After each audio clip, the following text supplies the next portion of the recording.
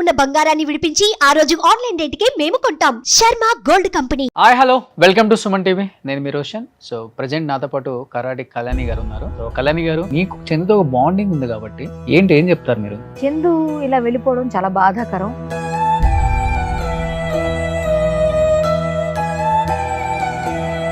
అన్నిటికన్నా ముందు ఆ పిల్లల్ని చూశాక నాకు నిజంగా ఆ విషయం ముందు తెలిస్తే డైవోర్స్ అవ్వకుండానే ఈ అబ్బాయి అలా వెళ్ళాడని చెడమడ తిట్టిపడేసి. త్రినైనిలో మీ చెల్లెలుగా చేసిందన్నారు కాబట్టి పవిత్ర మనిషిగా ఎలా ఉంటుంది అసలు? ఆమె యారగెంట్ గా ఉంటుంది. నాకు మొన్న జీ తెలుగు కమిటీ ఏదో ఉత్సవం ఏదో చేశారు వాళ్ళు, దానిలో నేను డాన్స్ పిలిచారు నన్ను. అప్పుడు ఈవిడ నేను కలిసి పక్కన డాన్స్ చేశాను పవిత్ర అని. అప్పుడు క్యారవాన్ లో కూర్చుని మాట్లాడినప్పుడు ఎలా ఉన్నారు ఆయన అంటే, లేదండి అదేం లేదు అన్న, నేను చందుని పెళ్లి చేసుకున్నాను అన్నారు. ఈ అమ్మాయి వదిలేసాడని తెలిసిన తర్వాత అబ్బాయి మీద మామూలు కోపం రాలేదు. నేను ఒకటే అంట, ఆవిడ చావు ద్వారా ఈ అబ్బాయి చావుకు ముడిపెట్టాడు భగవంతుడు. చందు వైఫ్ మాటలు విన్నప్పుడు ఏమనిపించింది? నిజంగా మాట్లాడలేదు. వెళ్ళం ఎన్ని భరించాలని భరించింది ఆవిడ. నెక్స్ట్ త్రినైని సెట్కి వచ్చి ఆవిడ కాళ్ళు పట్టి బ్రతిమాలిందండి ఆవిడ్ని, నా మొగుడిని వదిలే అని.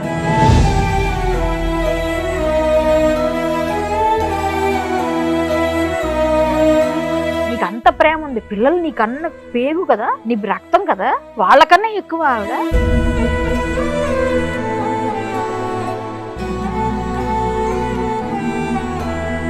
ఫైనాన్షియల్ గా కూడా బాగా వీక్ అయిపోయారు ఇప్పుడు. మీరు చెప్తున్నారుగా, ఇప్పుడు ఎవరో మినిస్టర్ గారు ఆయన ఎవరో కానీ చేతిలో దండం పెట్టాలి. చాలా గ్రేట్ సార్ మీరు. ఇప్పుడే నేను ఇంత ముందు వచ్చేటప్పుడే కాల్ చేశారు, రోషన్ నీది ఇంటర్వ్యూ చూశాను, చాలా బాగా అనిపించింది, ఇలా ఎవరికి జరగకూడదు, కుదిరితే నువ్వు ఇంటికి వెళ్ళి మాట్లాడి డీటెయిల్స్ ఇస్తే ఇద్దరు పిల్లల్ని చదువు అయిపోయే వరకు నేను చదివిస్తాను. వాళ్ళ వైఫ్ మరీ చెప్పారు.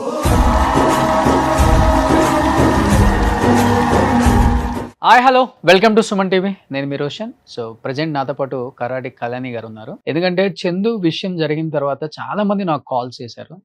ఎస్పెషల్లీ ప్రతి ఒక్కళ్ళు కూడా కాల్ చేసి వాళ్ళ ఫ్యామిలీ గురించి అడగటం స్టార్ట్ చేశారు. వైఫ్, కిడ్స్, సో ఏంటి ఫైనాన్షియల్గా వాళ్ళ పొజిషన్ అని కూడా. ఈవెన్ ఇప్పుడు ఈ ఇంటర్వ్యూ చేసే ముందు కూడా ఒక పొలిటీషియన్ కాల్ చేశారు, ఒక మినిస్టర్, పేరు చెప్పొద్దు అన్నారు. కంప్లీట్ పిల్లల ఎడ్యుకేషన్ మొత్తం నేనే చూసుకుంటాను రోషన్, ఏం చేయాలో మొత్తం చేద్దాం మనం, ఒకసారి వాళ్ళ వైఫ్తో కూడా మాట్లాడమని చెప్పారు. ఎందుకంటే చందు లాస్ట్ ఇంటర్వ్యూ ఇచ్చింది నాకే, ఒక మంచి ఫ్రెండ్గా.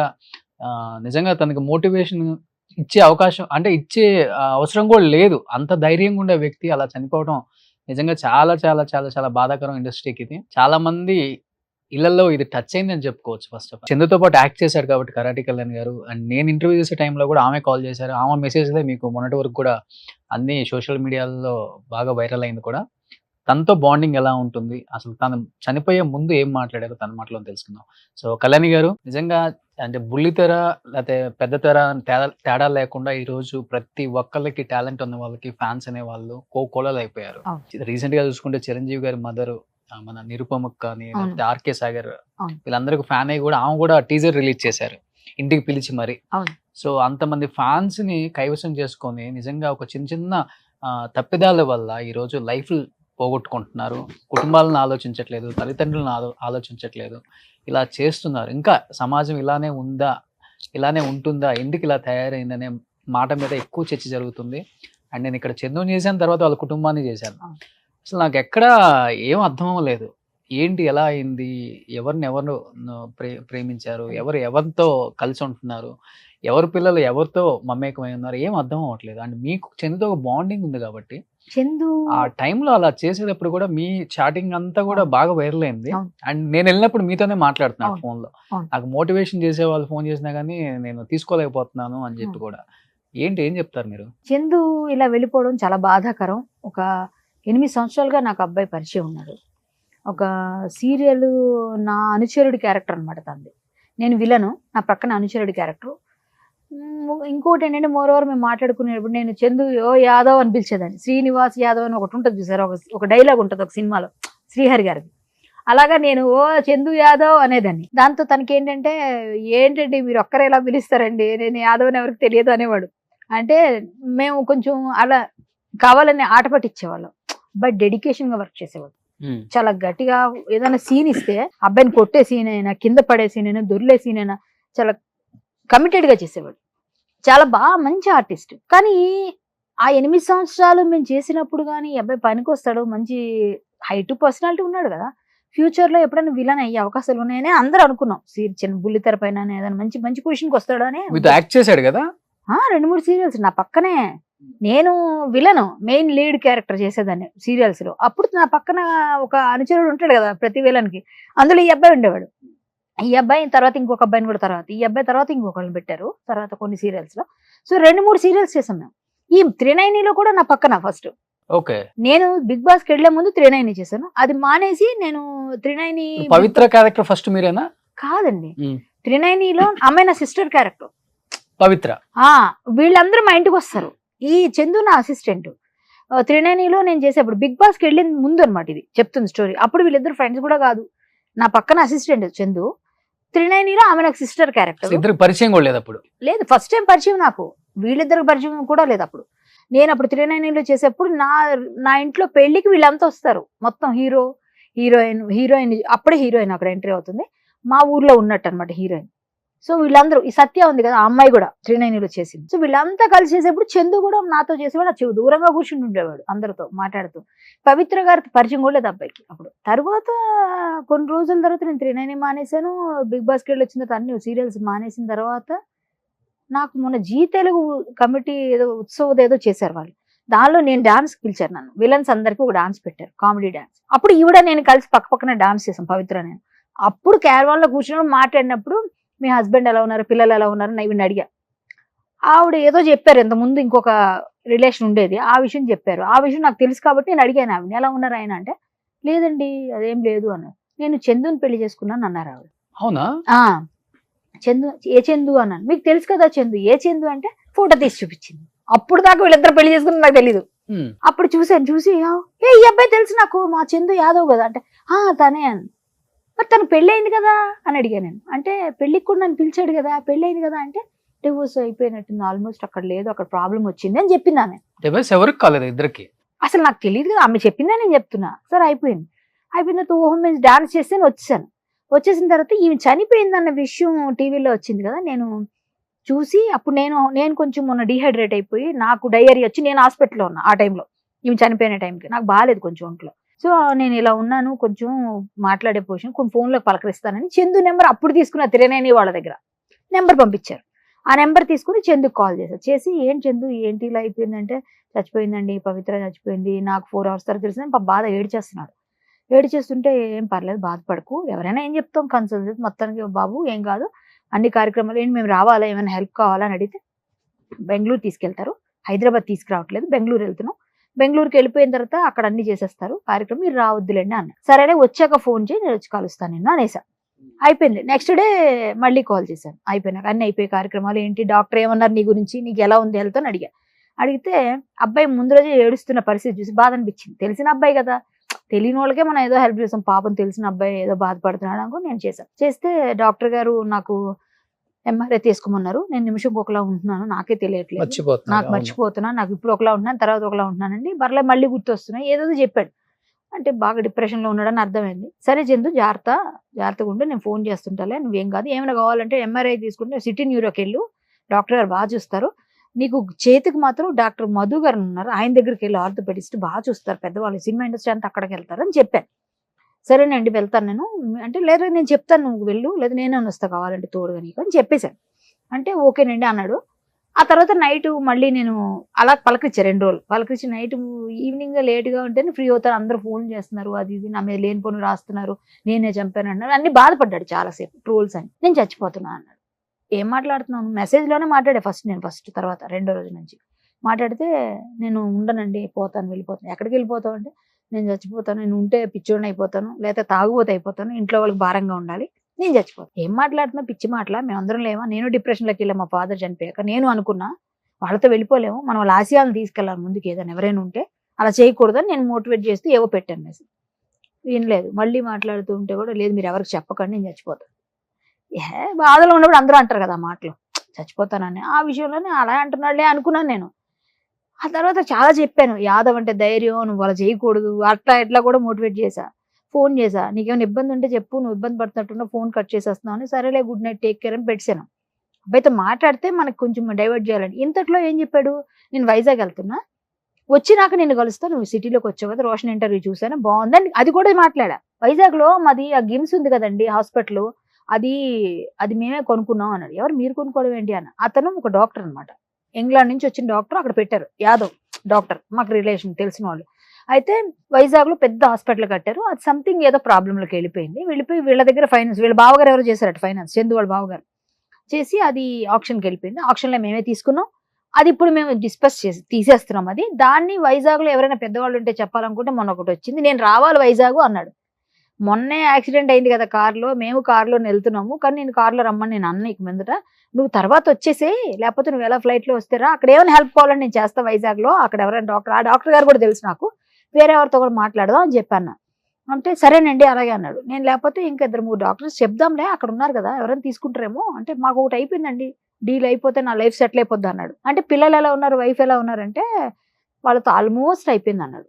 డైవోర్స్ అయిపోయిందని నాకు చెప్పాడు. ఫస్ట్ పెళ్లి చేసేసుకున్నారా లేకపోతే ఊరికే అట్లా లివినా అని అడిగాను. అడిగితే పెళ్లి చేసుకున్నామండి, మేము ఇద్దరం గుడిలో చేసుకున్నాం, పెళ్ళి అయింది మా ఇద్దరికి అన్నాడు.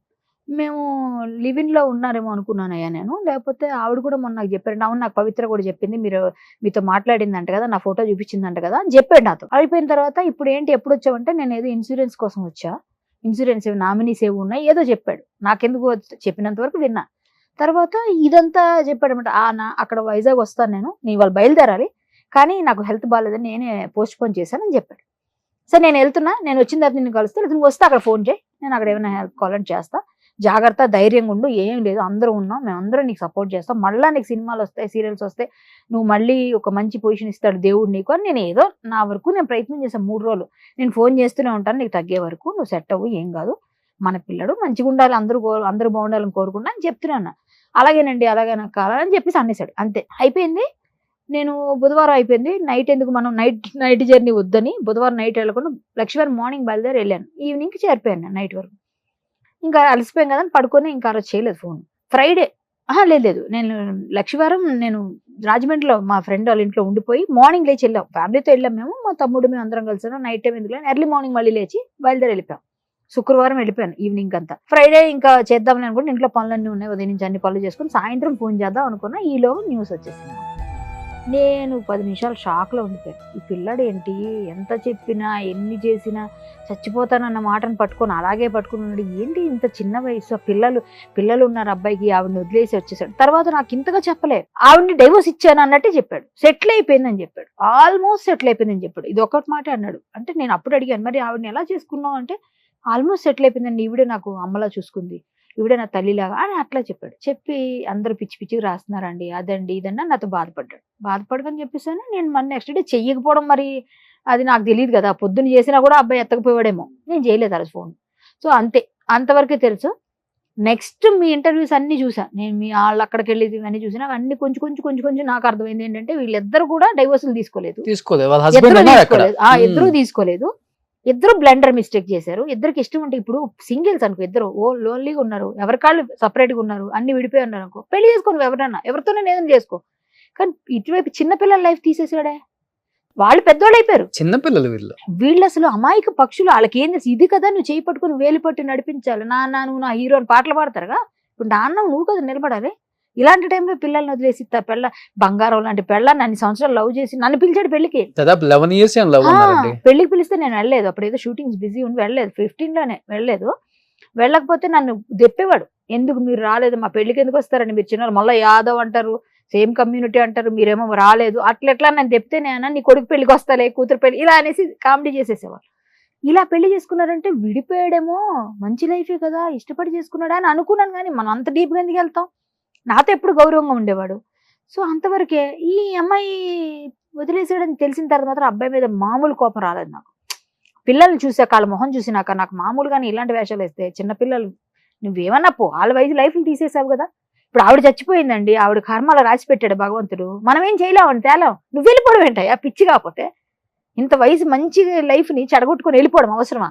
నువ్వు వెళ్ళి సూసైడ్ చేసుకోవాల్సిన వయసా? ఎందుకు అవసరమైంది? పిల్లల లైఫ్ ఎవడిస్తాడు? ఇప్పుడు తండ్రి ఆ స్థానంలో ఉంటేనే కదా వాళ్ళు బతుకు బాగుంటది. నువ్వు బాట అయ్యాలి కదా. ఇప్పుడు ఆవిడతో నువ్వు వెళ్ళిపోవడం ఏంటి అంటే అంత పిచ్చి ప్రేమ ఉన్నప్పుడు ఈవిడ ఎందుకు లవ్ చేస్తావు? ఎన్నిసార్లు ప్రేమ పుట్టుతుందో? ప్రేమ పుట్టొచ్చు పోను, ఓకే, ఎవరు లేకపోతే అక్కడ దొరకలేదు ఏదో అనొచ్చు. నీకేం పుట్టిందో పుట్టడం కాదు. నేను ఒకటే అంట, ఆవిడ చావు ద్వారా ఈ అబ్బాయి చావుకు ముడిపెట్టాడు భగవంతుడు. సో అలా కలిపాడు. అందుకే ఆవిడ ఎక్కడో బెంగళూరు ఎక్కడో ఉన్న ఈ రెజిమెంటల్ బజార్ లో ఉన్న ఈ అబ్బాయి అక్కడ ఎలా కలిసి ఎలా చేసి లైఫ్ ని తీసి ఏజ్ కూడా ఎంత డిఫరెన్స్ ఉంది? ఎక్కువ లేదు, 4-5 సంవత్సరాలు ఉంటది అంతే. తనకు 42 ఏముంది, ఆమెకు 43-44 ఉంటాయట నాకు చెప్పడం. ఈమెకి 36-37 39 వాళ్ళ ఫాదర్ చెప్తున్నారు. 40 అనుకోండి. అది మనం మాట్లాడకూడదు, అది మనకు అనవసరం. చిన్న వయసు పెద్ద వయసు మనకు అనవసరం. వాళ్ళు మనసులు నచ్చినప్పుడు ఏమైనా చేసుకోనివ్వండి, కానీ సింగిల్ సైంటే చేసుకోవాలంటాను నేను. నీ లైఫ్ లో నువ్వు డైవోర్స్ తీసేసుకొని పడలేదు, వేరుగా ఉన్నావు. ఆవిడ లైఫ్ లో ఆవిడ వేరుగా ఉంది, నువ్వు ఇద్దరు కలిసి ఉన్నారు, అప్పుడు చేసుకో ఏదైనా. పిల్లల్ని చెడగొట్టకూడదు. అదే వయసు ఒకటి తేడా ఉంది, ఆల్రెడీ పెళ్లి అయిపోయి ఇద్దరు బ్లెండర్ చేశారండి. ఆవిడ చేసిన తప్పు, వాళ్ళ హస్బెండ్ బాధపడుతున్నారు. మీ లైఫ్ మీ ఇంటర్వ్యూలో చూసాను, వాళ్ళ హస్బెండ్ ని ఆయన బాధపడుతున్నాడు. ఆయన ఉన్నాడు అంటున్నారు, ఆయన లేడని చెప్పింది ఆవిడ చేసింది ఏది నిజమో తెలియదు. ఇప్పుడు లేనప్పుడు మనం మాట్లాడితే వాళ్ళు చెప్పరు సమాధానాలు మనకి. కానీ చూస్తే బ్లెండర్ ఎంత బ్లెండర్ చేసి, ఇద్దరు కలిసి బ్లెండర్ చేస్తే 2 ఫ్యామిలీస్ సఫర్ అవుతున్నాయి. వీళ్ళిద్దరు చేసిన దానికి ఇటువైపు అమ్మ నాన్న పిల్లలు, అటువైపు ఆ పిల్లలు, అటువైపు ఆ తల్లిదండ్రి సఫర్ అయిపోతున్నారు ఫుల్ గా. వీళ్ళిద్దరు చేసిన బ్లెండర్. చందు వైఫ్ మాటలు విన్నప్పుడు ఏమనిపించింది? నిజంగా మా తెలియదు. ఒక విధంగా ఏంటంటే పెళ్ళం ఎన్ని భరించాలని భరించింది ఆవిడ. తాళి కట్టినోడు ఇష్టపడినోడు, ఆవిడ నిజంగా ఇష్టపడింది అతన్ని, ఆవిడ నిజంగా ప్రేమించింది కాబట్టి కొడితే అంత కొడుతుంటే భయంకరంగా కొడతాడంటండి. ఈవెన్ పవిత్రను కూడా కొట్టాడు అనేసి త్రినైని సెట్ లో చెప్తున్నారు. ఆవిడ త్రినైని సెట్కి వెళ్ళి పవిత్రంగా కొట్టేవాడా? ఈ కొట్టడం తాగితే ఏమన్నా చేస్తాడు. మీ అబ్బాయి మేబీ కొంచెం మందుకు అడిక్ట్. నాతో మెసేజ్ లో కూడా అదే ఉంది కదా, తాగుబోతే అయిపోయి పిచ్చోడిని అయిపోతా అది ఇదని. మరి తాగుతున్నప్పుడు అబ్బాయికి తెలియదేమో అది. నెక్స్ట్ త్రినైని సెట్కి వచ్చి ఆవిడ కాళ్ళు పట్టి బ్రతిమాలిందండి ఆవిడ్ని, నా మొగుడిని వదిలే అని. అవునా? అది నాకు మొన్న చెప్పారు వేరే వైఫ్ వెళ్ళి వద్దండి నేను బతిమాలిందంట వాళ్ళందరూ, నా మొగుడు నాకు ఇచ్చేటట్టుగా అడిగి చూడండి సినిమాలు చూపించినట్టుగా అడిగిందంట. ప్రతి ఒక్కరిని బెగ్ చేసిందంట అక్కడ. నాకు ఈ అమ్మాయి అప్పుడు ఈ అబ్బాయిని తీసేశారు, త్రినైనలు తీసేశాక నేను ఈవిడ గొడవ చేసిందంట, అతను లేకపోతే నేను యాక్ట్ చేయనంట. నేను అతను లేకపోతే నేను చేయలేకపోతున్నాను అనేసి కొంచెం గట్టిగా ఫైట్ చేస్తే అయినా సరే వీళ్ళు గట్టిగానే మాట్లాడి అబ్బాయిని పెట్టుకోలేదు. అందుకే చెప్తున్నాడు చూసారు 1.5 year నేను ఇంట్లో కూర్చుంటే అమ్మాయి పోషించింది. ఎందుకు తీశారు వీళ్ళిద్దరు? ఇది సెట్ లోనే ఓవర్ చేసేవారంట. ఆ తర్వాత మీరు ఇలా చేస్తే కుదరదంటే కొన్ని రోజులు మామూలుగా ఉన్నారు, మళ్ళీ స్టార్ట్ అయిందంట. అప్పుడు తీసేశారు. తీసేసినప్పుడు వాళ్ళ వైఫ్ వచ్చి బ్రతిమాలుకునేదట. ఇంటికి వెళ్ళేవాడు కాదంట, మాట్లాడేవాడు కాదంట, ఆమె సరిగ్గా చూసేవాడు, వెళ్ళా కొట్టేవాడంట. ఒకవేళ ఇంటికి వచ్చినా ఆవిడ గురించి మాట్లాడేవాడంట, పిల్లలకి అదే చెప్పేవాడంట. కానీ అబ్బాయికి ఏదో హెల్త్ ప్రాబ్లం కూడా ఉందని కొంతమంది అంటున్నారు, వాళ్ళ వైఫ్ చెప్పాలి. ఆయన కూడా అన్నాడట ఆవిడకి హెల్త్ ప్రాబ్లం ఉంది, గుండెలో హోల్ ఉందని ఇతను చెప్పేవాడు అని చెప్తారు. ఒక్కొక్కరు కూడా చెప్తున్నారు, ఏది నిజం మనకి. ఎంత లక్షణంగా ఉంది శిల్ప మంచి అసలు చదువుకున్న అమ్మాయి. ఆ అమ్మాయి పెట్టించిందట సాఫ్ట్వేర్. ఈ అబ్బాయి సాఫ్ట్వేర్ నాకు చెప్పడం ఏంటంటే సాఫ్ట్వేర్ కంపెనీ అని చెప్పాడు నాకు. ఈ అమ్మాయి పెట్టించిందట అప్పట్లో, చెప్పాడు మాతో. మేము ఇక్కడ షూటింగ్ చేసేవాళ్ళం, అందులో షూటింగ్ చేసేప్పుడు అబ్బాయి చెప్పేవాడు నాకు, నేను సాఫ్ట్వేర్ అండి, చాలా మంచి పొజిషనే ఉంది మాకు, మాది మిడిల్ క్లాస్ ఫ్యామిలీ, కానీ నేను మా వైఫ్ మా అమ్మాయి కూడా సాఫ్ట్వేరే, మేము పెళ్లి చేసుకుంటున్నాము అని చెప్పాడు. పెళ్లికి నన్ను పిలిచాడు, నేను వెళ్ళలేదు. కానీ ఆ అమ్మాయిని చూశాక నాకు ఆ పిల్లల్ని చూశాక, అన్నిటికన్నా ముందు ఆ పిల్లల్ని చూశాక నాకు నిజంగా ఆ విషయం ముందు తెలిస్తే డైవోర్స్ అవ్వకుండానే ఈ అబ్బాయి అలా వెళ్ళాడని చెడమడ తిట్టిపడేసేదాన్ని చందుని. ఎందుకంటే నాకు ఆ చనువు ఉంది. ఆ పిల్లడు మాతో కలిసి చాలా సినిమాలు సీరియల్స్ చేసినప్పుడు మనకు బాగా తెలుసు కాబట్టి నేను తిట్టినా పడతాడు కూడా కాబట్టి నేను తిట్టేసేదాన్ని ఖచ్చితంగా. ఎందుకంటే ఆ పిల్లల మొహాలు చూసినాక చిచి ఏంటి ఇలా చేశాడు, వీడు నిజంగా అసలు ఇంత పిరుకోడు అనుకోలేదు. చచ్చిపోతాడా? అసలు చచ్చిపోవాల్సిన అవసరం ఉంది? లైఫ్ని తీసుకుంటాడా ఒక ఆడదాని కోసం? ఓకే, నీకు అంత ప్రేమ ఉంది, పిల్లలు నీకన్నా పేగు కదా, నీ రక్తం కదా, వాళ్ళకన్నా ఎక్కువ ఆవిడ. నువ్వు ఓకే, నీకు అంత అమర ప్రేమ, అది అమర ప్రేమ అయితే మాత్రం, అమర ప్రేమ అయితే మీరు అమర ప్రేమికులే కావచ్చు, ఏమైనా కావచ్చు. ఇదేంటండి, తల్లిని మన పిల్లల్ని వదిలేసి ఒక అమాయకురాలు పెళ్లి చేసుకొని అన్ని సంవత్సరాలు లవ్ చేసి పెళ్లి చేసి అమ్మాయిని వదిలేసి నువ్వు చేసే ఘనకార్యం ఇదా? దేనికి పొందడం కుదరట్లేదు కళ్యాణి గారు. నేను బెంగళూరు వెళ్ళినప్పుడు వాళ్ళ పిల్లలు చెప్పారు, వాళ్ళిద్దరి మధ్య ఉన్న బంధానికి పేరు ఏంటంటే ఫ్రెండ్స్ అని చెప్పారు. కానీ పవిత్రాన్ని అడిగితే పెళ్లి చేసుకున్నానని చెప్పింది, చందుని అడిగినా పెళ్లి చేసుకున్నానని చెప్పారు అంటున్నారు మీతో. అసలు ఎక్కడ దేనికి? అంటే వాళ్ళ హస్బెండ్ నేను వదిలేసానని ఏమో చెప్పింది, కానీ మా ఇద్దరి మధ్య చాలా మంచి బాండింగ్ ఉంది, మళ్ళీ పెళ్ళం కావాలంటే ఆవిడే కావాలి, మళ్ళీ ఇంకో జన్మ అంటూ ఉంటే పవిత్రానే కావాలి, మేమిద్దరం ఫ్రెండ్స్ లాగా ఉంటాం అని ఆయన చెప్పాడు. కానీ ఆవిడ ఏంటోనండి ఎక్కడో అట్రాక్షన్ ఇది. కానీ ఈ అమ్మాయి శిల్ప ఒక్కటే కరెక్ట్ గా మాట్లాడింది అనిపించింది. అట్రాక్షన్ అండి ఇది, వీళ్ళిద్దరిది అట్రాక్షన్, లవ్ కాదు అది. అది కొన్ని రోజుల తర్వాత ఉండేదో పోయేదో అది తెలిసి, కానీ ఇద్దరు లేరు ఇప్పుడు. కానీ అన్నిటికన్నా ఆవిడ పోవడం అన్నది మన చేతిలో లేదండి. భగవంతుడు రాసి పంపించాడు ఆ చావు, అలాగా ఆ యాక్సిడెంట్ లో. ఈ అబ్బాయి చేతిలో ఉన్నదాన్ని చెడగొట్టుకున్నాడు, చెప్పి మరీ చేశాడు కదండి. నాతో గాని మీతో గాని ఎంతమందితో చెప్పాడు అబ్బాయి, నేను ఉండను, నేను చచ్చిపోతాను, నేను చచ్చిపోతాను అనొద్దు ఎన్నిసార్లు. అందుకే అంటారు తదాస్తు దేవతలు ఉంటారంటారు కదా, అలాగే అయింది ఇప్పుడు ఈ అబ్బాయికి. ఆ అమ్మాయి చక్కగా ఎంత బాగుందండి, ఇంటికి రా చక్కగా చూసుకుంటామని బతిమాలుకుని ఇంట్లో పెట్టుకుంటామంటే, మా ఇంట్లో నుంచి బయటికి వెళ్ళి అక్కడ ఊరేసుకుంటే ఎవడేం చేయగలండి. అవును, ఇంట్లో వచ్చినోడే కూడా చెప్తుంది చనిపోయిన తర్వాత వచ్చినా కూడా హ్యాండ్ కట్ చేసుకున్నాడు ఫ్రెండ్ రూమ్ లో. చూసారా, నేను బతకలేను అంటున్నాడు, నాతో కూడా అది చెప్పాడు. ఆమె లేదండి నేను ఉండను, వేసి నేను ఉండి పిచ్చోడిని అయిపోతాను. ఏంటంత అసలు అసలు ఏం అర్థం. నేను ముందు అనుకున్నాను నిజంగా వీళ్ళిద్దరు పెళ్లి చేసుకున్నారేమో, డివోర్స్ తీసేసుకొని ఆవిడైతేనో పోన్లే వాళ్ళ లైఫ్ ఏదో ఆవిడ పోయింది, ఆవిడ ఆత్మకు మంచి శాంతి చేకూరాలైనా ఇలాగే పెట్టాను మెసేజ్, ఇలాగే మాట్లాడా, ఫోన్లో వెళ్ళిపోకూడదు వాళ్ళతో మనం అని చాలా మోటివేట్ చేశాను. వింటేనా త్రినైలిలో మీ చెల్లెలుగా చేసింది అన్నారు కాబట్టి పవిత్ర, ఆ తర్వాత మనిషిగా ఎలా ఉంటుంది అసలు ఆమె? యారగెంట్ గా ఉంటుంది ఆవిడ. యారగెంటేనా? యారగెంట్ అంటే నాకు స్టార్టింగ్ లో మాత్రం యారగెంట్ గా అనిపించింది, తర్వాత పరిచయం అయినాక మాట్లాడిందేమో, కానీ ముందు మాత్రం అట్లా యాటిట్యూడ్ ఉంటుంది ఆవిడకి. ఉంటది అంటే ఆ టైంలో నాతో ఫస్ట్ ఇంటరాక్షన్ లో అలా ఉండేది యాటిట్యూడ్. ఆవిడ కొంచెం మంచిగా ఉంటారు, బట్ యాటిట్యూడ్ చూపిస్తుంది ఆమె, కానీ కనిపించదు, మన దగ్గర చూపించారు కానీ బయట ఎవరి దగ్గరైనా కొంచెం చూపిస్తుంది. మాతో చూపించడానికి ఏంటంటే ఆవిడ కొంచెం సీనియర్స్, ప్లస్ అది కాకుండా నాకు రెమ్యూనరేషన్ ఎక్కువ అక్కడ అందరికన్నా. నేను గెస్ట్ లాగే తీసుకున్నారు, తర్వాత మళ్ళీ దాన్ని కంటిన్యూ చేయమని చెప్పారు, కానీ నేను బిగ్ బాస్ నుంచి వచ్చాక నేను కొంచెం అడిగా ఎక్కువ, దానివల్ల అవ్వలేదు. ఆవిడకి తక్కువ ఉంటుంది, మెయిన్ లీడ్ చేసుకున్నప్పుడు తక్కువగా తీసుకుంటారు, మనకన్నా ఆవిడకి రెమ్యూనరేషన్ తక్కువే. నా డ్రెస్సులు నా నగలు అన్ని రిచ్గా ఉంటాయి ఎప్పుడు. సో ఏంటంటే ఆవిడ అన్ని మేము మాట్లాడుకున్న నగలు వాటి కోసమే మాట్లాడతారు జనరల్ గా కూర్చుంటే సెట్లు, ఇది ఎక్కడ కొన్నారు, ఇది ఎలా బాగుంది, కలర్ బాగుంది, నేను ఇదే కలర్ వేసుకుంది అనుకున్నాను, సేమ్ అయిపోతున్నాను, ఇలాంటివే ఉంటాయి మాటలు. తర్వాత ఎప్పుడైనా ఏం చేస్తారు పిల్లలు, ఎంతమంది పిల్లలు, ఎంతమంది ఏం చేస్తున్నారు, వాళ్ళు ఏం చదువుతున్నారు, ఇవే కదా అడుగుతాం. అలా మాట్లాడుకున్నాం. అప్పుడు కొంచెం ఫస్ట్ లో నేను తెలియనప్పుడు, నా గురించి తెలియనప్పుడు ఆవిడ ఎవరో అన్నట్టు ఇట్లా చూసి, తర్వాత వాళ్ళు పరిచయం చేసిన తర్వాత ఇది ఇవి something so and so comment. కానీ బయట వాళ్ళు చెప్తారు, నేను విన్నది చూసాను, కొంచెం అంతగా ఏమి మింగిల్ అవ్వరు ఫస్ట్ లో. అంటే ఎవరైనా ఆవిడ చెప్పింది ఎలా ఉంది, నేను చాలా లో నుంచి వచ్చానని చెప్తున్నారు కదా ఇంటర్వ్యూలో, ఆవిడ ఇంటర్వ్యూస్ చూస్తే అలా ఉన్న వాళ్ళకి అసలు ఉండకూడదు, డౌన్ టు ఎర్త్ ఉన్న వాళ్ళకి. ఇప్పుడు చిన్న ప్లేస్ నుంచి మనం పైకి ఎదిగామన్నప్పుడు అందరినీ అక్కడ నుంచి వచ్చానని ఉండాలి కదా, ఆ యారగెన్సీ ఉండేది. బట్ క్లోజ్ అయితే మరి అలా మంచిగా ఉంటారు.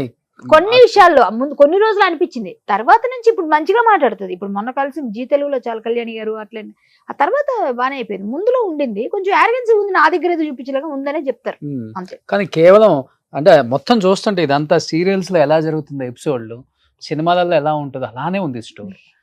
అంటే ఇలా ఉండకూడదు మన జీవితంలో అనే ఒక గుణపాఠం అయితే ప్రతి ఒక్కరికి నేర్పించిందండి. ఎగ్జాంపుల్ కి ఇది చెప్పుకోవచ్చు మనం.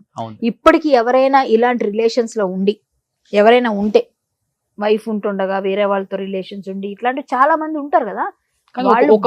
ఒక టైం వచ్చేసరికి రియలైజేషన్ ఉంటది వాళ్ళలోనో వీళ్ళలోనో. చందుకు ఆ రియలైజేషన్ వచ్చి ఉంటే ఈరోజు చందు ఒక పొజిషన్ లో పిల్లలకి తండ్రిగా నిలబడి ఉంటే ఆవిడ లైఫ్ బాగుండేది, శిల్పది పిల్లల లైఫ్ బాగుండేది. ఇప్పుడు శిల్ప లైఫ్ ఏంటండి, నిజంగా చాలా బాధ అనిపిస్తుంది. శిల్ప లైఫ్ ఫైనాన్షియల్ గా కూడా అంటే ఎక్కువ మరి 30,000 పంపించేవాడంట. ఫైనాన్షియల్ గా కూడా బాగా వీక్ అయిపోయారు ఇప్పుడు.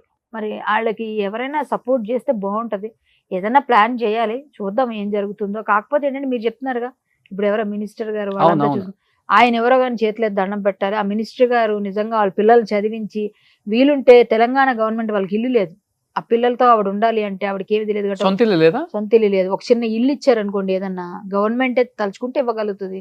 ఏదన్నా ఇప్పుడు ఏదో డబుల్ బెడ్రూమ్ ఏదో ఉంటాయిగా, ఏదో ఒక ఇల్లు ఇచ్చో, లేకపోతే ఏదైనా విధంగా కొంచెం ఆవిడకి ఏదైనా ఉద్యోగం ఇచ్చానా, ఏదైనా చదువుకుంది కాబట్టి ఉద్యోగం ఏదైనా ఇచ్చినా ఆ పిల్లల్ని చూసుకుంటే వాళ్ళ లైఫ్ బాగుంటది. తండ్రి ఎలాగా పోయాడు, పోలేండి భగవంతుడు ఇంకొకరి రూపంలో చేయించి ఏదో విధంగా అమ్మ మేము ఉన్నాం ఆసరా అని చెప్పేసి వాళ్ళకి ఏమైనా చేస్తే బాగుంటదని నేను అనుకుంటున్నాను.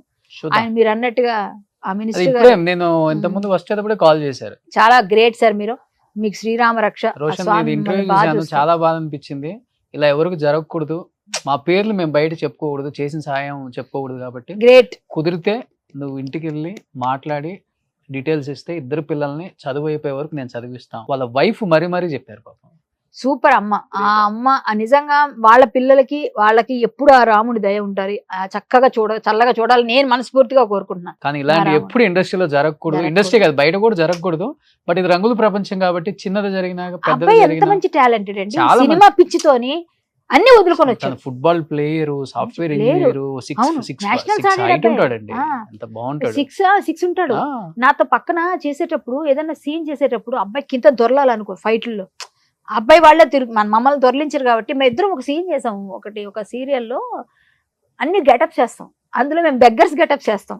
చందు నేను ఇక్కడ చిరిగిపోయిన డ్రెస్ చీరలు వేసుకొని ఆ అబ్బాయి నేత చీరలు వేసుకొని అబ్బాయి ఇలా పెట్టుకొని ఒక ఫోటో ఉంటుంది. అది మొన్న కనిపించింది. ఆ ఫోటో అయితే ఇట్లా పెట్టి చందు నేను ఇద్దరం అనమాట. నేను అంటే ఇది భలే ఉంది ఆ గెటప్, ఫోన్లో ఇదేదో అంటారు కదా ఇలాంటివన్నీ చేస్తే కొన్ని అన్ని పోతాయంటారు, అట్లా ఉంది గెటప్ అని ఇద్దరం కామెడీ చేసుకున్నాం. అది ఎక్కడ మేము కొడకంచిలో చేసాం. కొడకంచి అని ఒక ఊరుంది, ఆ ఊర్లో చేసాం. అక్కడ గుడి దగ్గర వేరే వాడు ఇంటి దగ్గర అడుగుకోవడం. మేము మారువేషాల్లో మారువేషాల్లో వెళ్తుంటాం. వాళ్ళు కనిపెట్టుకోవడానికి హీరోయిన్ ఏం చేస్తుంది ఎక్కడని దొంగతనంగా ఏదైనా ప్లాన్ చేయడానికి. మా ఇద్దరం బాగా చేసాం సీరియల్స్. బాగా పిల్లోడు మంచి పిల్లోడిని అంటే మంచి పిల్లోడు, మంచి ప్యాషన్ ఉంది, మంచి డెడికేషన్ ఉంది. ఒక్క చిన్న వీక్నెస్ తో లైఫ్ ని రూయిన్ చేసుకొని ఫ్యామిలీ లైఫ్ ని రోడ్డు మీద పడేసాడు. అది ఒక్కటే నాకు చాలా పెయిన్. నువ్వు ఎంత టాలెంటెడ్ అయితే ఏం లాభం. చేయాల్సిన ఎప్పుడు నువ్వు హీరో అవుతావు. నీ పిల్లలు మా నాన్న గ్రేట్ అని నీ గురించి చెప్పుకున్న రోజు నీ పిల్లలు ఇప్పుడు ఆ పిల్లలు ఈ యూట్యూబ్ లో ఇవన్నీ ఉండవా? పెద్దయినాక వాళ్ళ పరిస్థితి ఏంటి? వాళ్ళ పిల్లల పరిస్థితి ఏంటి? నిన్ను ఎలా పెట్టుకుంటారు వాళ్ళు? నా తండ్రి గ్రేట్ అని ఎప్పుడు చెప్పడానికి వాళ్ళకి మనసు రాదు. చిచ్చే మా నాన్న వేస్ట్ అని వస్తుంది. నువ్వు అది చనిపోయి ఇప్పుడు నీ ఆత్మ మాతో మాట్లాడిపోయి నీకు కనిపిస్తుంటాయి అన్ని. నీ పరిస్థితి ఏంటి? ఇప్పుడు త్రిశంకు స్వర్గం అంటే అంటారు, స్వర్గంకి వెళ్ళరు నరకంకి వెళ్ళరు అంటారు కదా. చూరుకు వేలాడుతుంటాయి ఇలాంటి ఆత్మలని. బలవన్మరణం చేసుకున్నవన్నీ వాళ్ళకి ముక్తి ఉండదు అంటారు. మన గరుడ పురాణంలో వాటిలో చెప్తారు. ఇలా అంగుష్ట పరిమాణంలో వేలాడుతూ ఉంటారు, వాళ్ళు ఇంతే ఉంటుంది ఆత్మ అంటారు. అవన్నీ అబ్బాయికి కనిపిస్తాయి. ఈ అబ్బాయి స్వర్గానికి వెళ్ళాడు, నరకంకి వెళ్ళాడు. అంటే ఆత్మ ఎవరైనా కానీ, ఈ అబ్బాయిని కాదు, జనరల్ చెప్తున్నాను. అంటే చనిపోయిన వాళ్ళు ఏది పొందుతారు ఇప్పుడు అని చెప్తాం. మనకేమనుకుంటే సద్గతులు కలగాలని ఎక్కడ కదులుతాయి? చావు తనంతట అదే రావాలి కానీ మనం వెళ్ళి బలవన్ చేసుకుంటే నీకు ఇచ్చిన సమయం వరకు నువ్వు ఉండకుండా నేను చచ్చిపోతానంటే మధ్యలో చనిపోవడానికి ఎప్పుడు ప్రయత్నం చేయకూడదు. అంటే బలవన్మరణాలు చేసుకునే వాళ్ళకి మంచి జరగదు, సద్గతులు. బలవన్మరణాలు అంటే అపమృత్యు దోషాలు అంటారు. అపమృత్యు దోషాలు ఉన్న వాళ్ళకి ఇలా జరుగుతుంది. వాళ్ళు నిజంగా నమ్మరు ఇవన్నీ ఉంటాయి అన్నీ. వాటిని ఏదైనా చిన్న పూజలు చిన్న పరిహారాలు ఉంటే ముందు తెలుస్తుంటాయి మనకి, చేయించుకుంటుంటారు. కొంతమంది చేయిస్తారు కదా, అపమృత్యు భయం అంటారు, అపమృత్యు దోషం. ఇవన్నీ అవే ఇలా చనిపోయిన వాళ్ళు ఇలాంటివన్నీ. కాబట్టి కొన్ని నమ్మాలి మనం. మన ధర్మంలో చాలా ఉన్నాయి. ఇలాంటివి అసలు ఇండస్ట్రీలోనే కదా ఎక్కడ జరగకూడదు. మా పిల్లలకి మంచి భవిష్యత్తు ఇస్తున్న వాళ్ళకి మరొక్కసారి నేను సుమన్ టీవీ ముందులో ఈ ఇంటర్వ్యూలో నాకు చాలా సంతోషాన్ని ఇచ్చిన విషయం చెప్పారు రోషన్ ఎప్పుడు అందరికి సపోర్టు. ఆ మినిస్టర్ గారు వాళ్ళ వైఫ్ కి వాళ్ళ పిల్లలకి ఆ రాముడి అండదండలు ఎప్పుడు ఉండాలని, వాళ్ళకి మంచి జరగాలని కోరుకుంటూ ఆ పిల్లలకి మంచి భవిష్యత్తు ఇచ్చినందుకు మీకు నిజంగా చాలా చాలా సంతోషంగా రుణపడి ఉంటారు. Thank you so much Kalyani గారు. Thank you. సుమన్ టీవీలో మీ పర్సనల్ అండ్ బిజినెస్ ప్రమోషన్స్ కోసం కింది నెంబర్కి కాంటాక్ట్ చేయండి.